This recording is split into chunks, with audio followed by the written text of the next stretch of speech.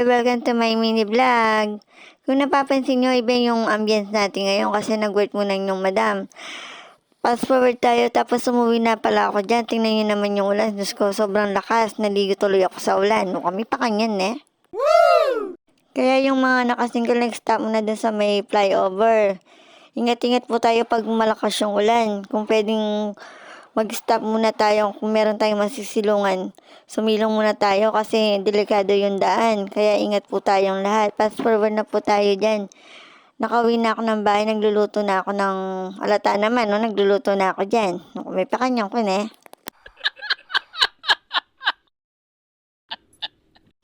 Ayan, nagluto na lang pala ako ng tosino. Meron kasi kaming tira dun sa rep na tosino. Saka talong sa okra. Diyos ko, kanyaman yata mga kanina eh. Kauran pa mo.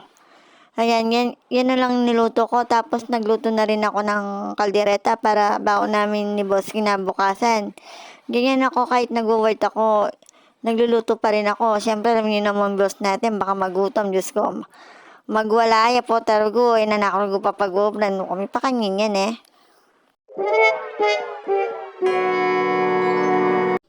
Alam niyo naman, ayoko nagugutom yung boss natin. Yan, tapos magano na rin ako ng dyan, manok, gigisa ko na rin. Sasangkapan ko na ng bawang sibuyas dyan. Ay, bawang sibuyas. May pakanyang ko na eh.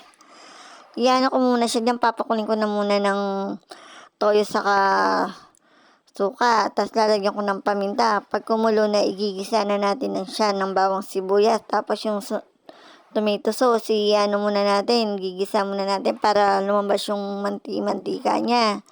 Ayan, tapos pinapakulo ko na sa dyan.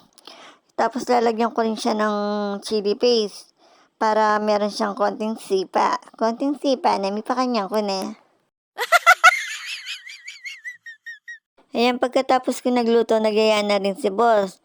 Diyos ko, gutom na daw siya. Gusto niya na daw kumain. No? Kain ka na akong boss na yun. Energo pa ba rin kaya nga siya? May pakanyang yan eh.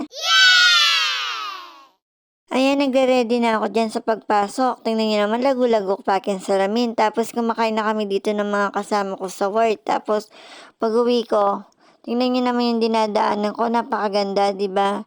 Napakatahimik. Yung dating dinadaanan mo na simpleng walang kabuhay-buhay, tingnan nyo naman ngayon.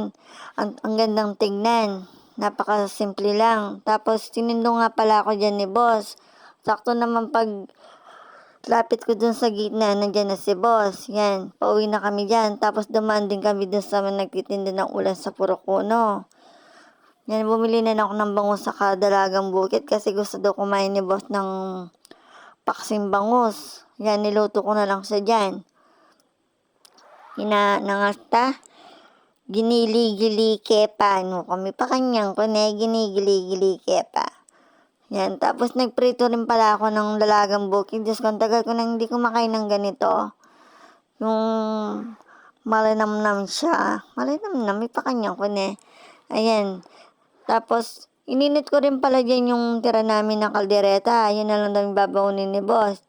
Ayan, tapos yan yung uulamin niya, yung paksing bangus. Kasi gustong-gusto niya rin yung paksing bangus. Sabi niya naman yung boss ko. Sa kanya din pinadagdag yung sabaw. So, yung boss ko, bala magpasusi, may pakanyang yan eh.